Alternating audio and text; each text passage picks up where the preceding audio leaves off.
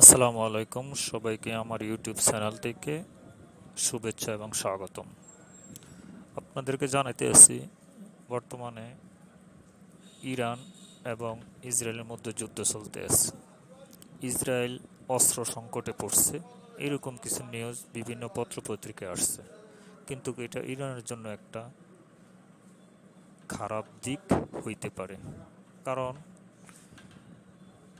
ইসরায়েলের কাছে যদি অস্ত্র কমে যায় তখন কিন্তু ন্যাটোর যে বাহিনী আছে, ন্যাটোভুক্ত যে দেশগুলো আছে, সবাই তখন কিন্তু ইরানকে ইসরায়েলকে অস্ত্র দিয়ে সহযোগিতা করবে।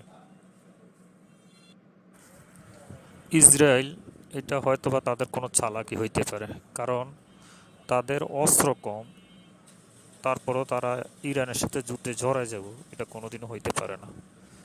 তারা এখন যে কোনো একটা কৌশল অবলম্বন করছে, পৃথিবীকে জানাইতে আছে তাদের অস্ত্র ভান্ডার শেষ হয়ে যেতে আছে, আমাদেরকে সাহায্য করো, যাতে ইরানকে ভালোভাবে মোকাবেলা করতে পারে এবং কি ইরানকে পৃথিবীর মানচিত্র থেকে মুছে দিতে পারে। এটাই তাদের উদ্দেশ্য। এতে মুসলমানদের খুশি হওয়ার কিছু নেই। আর ইরান যেহেতু একটা